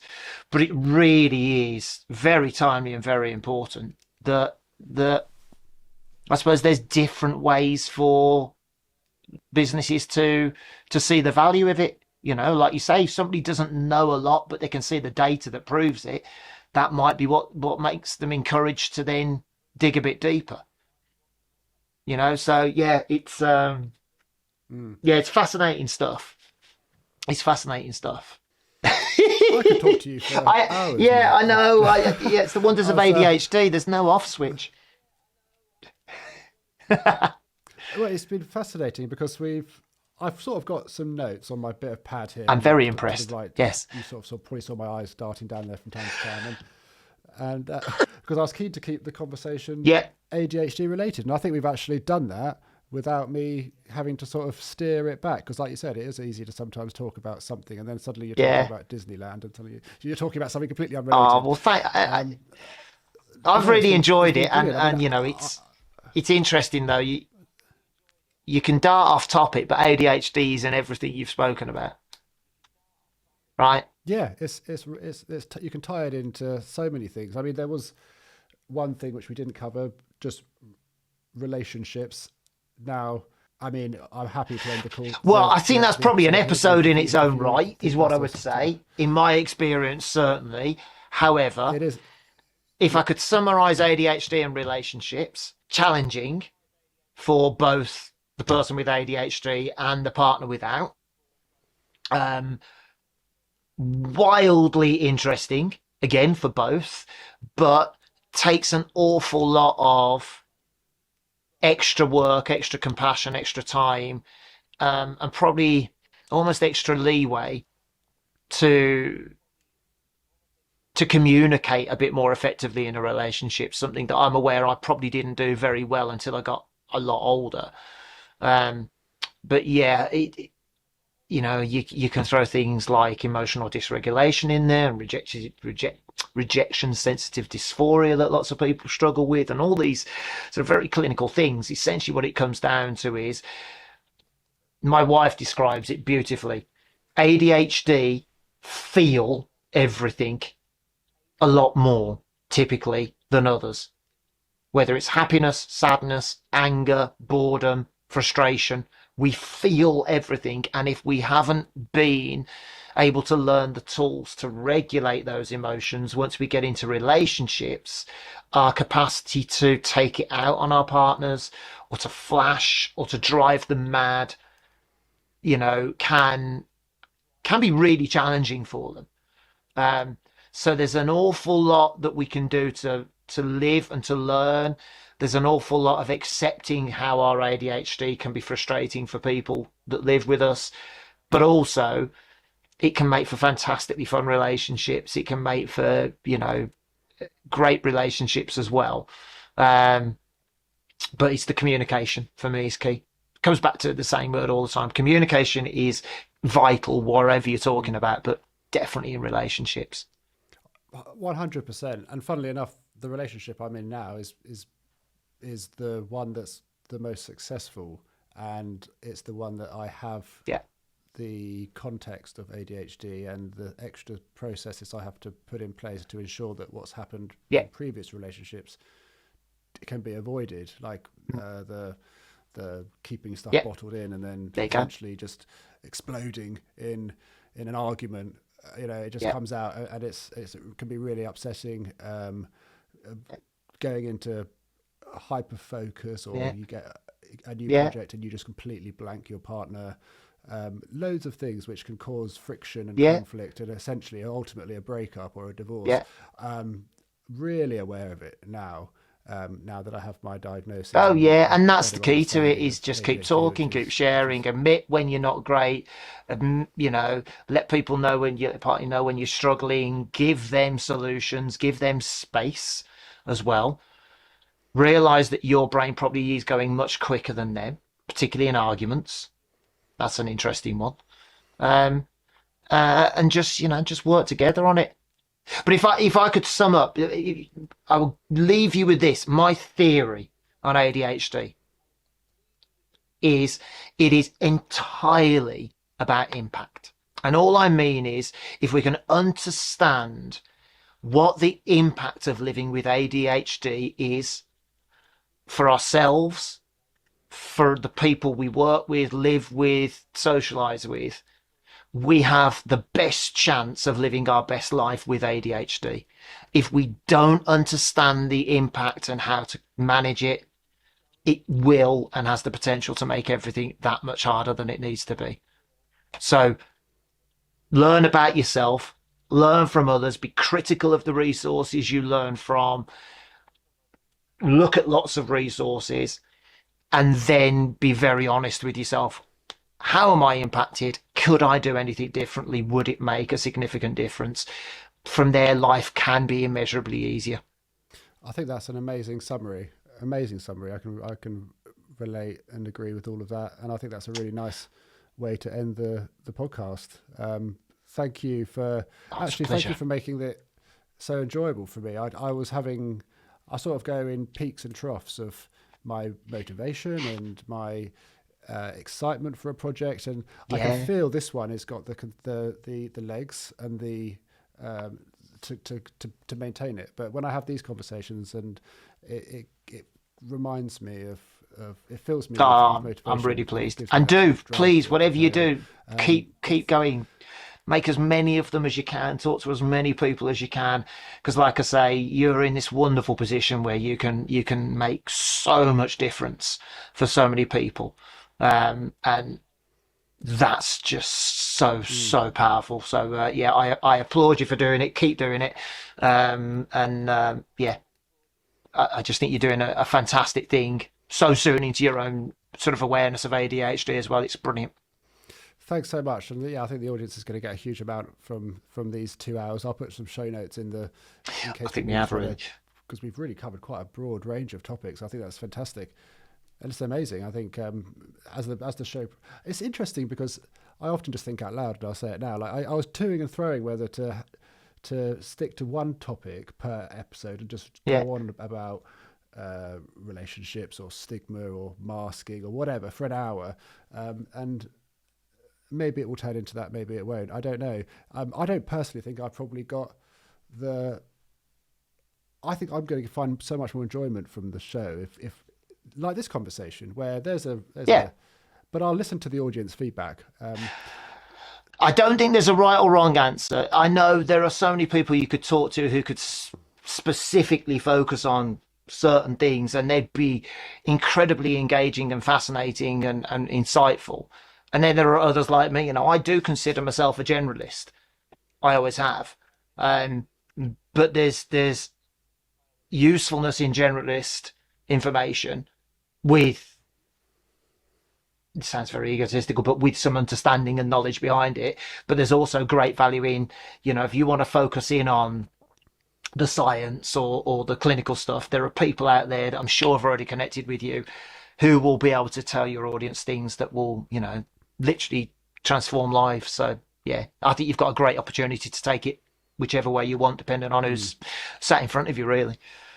Yeah, no, I agree. It's exciting, and I think as a first episode, I think this has been amazing. I can't wait to put it out there. Yeah, and I think people are going to find it really, really valuable. Thanks so much, Matt, for coming on. If people want to find you, website is thinkneurodiversity.com, and then same name on Instagram, and then LinkedIn is my name. So LinkedIn is Matt Gupwell. It's just the last part of my profile. So yeah, MATT Golf Uniform Police Whiskey Echo Lima Lima, just to show off because nobody can ever spell it. So yeah, you can find me on there, or Think Neurodiversity as well. But yeah, I do love hearing from people, and I will say this: if anyone's got any comments and they want to tell me what they are, I believe that I learn from other people's comments about what I say. I don't claim to be right. I will never call myself an expert. I'm just a bloke who's lived with ADHD and spent a lot of time thinking about it. But yeah, I do really enjoy hearing from other people as well. Amazing. I'll put all that information and a quote of what you just said. Yeah, fantastic. To contact you in the show notes, because a lot of people won't make it 3 to 2 hours, but a lot of people will. But absolute pleasure. Thank you so much. It's been honestly amazing. It's good. Yeah, it's been. Yeah, you will. Thank you very much. Thank you, Matt. And yeah, I'll speak to you soon.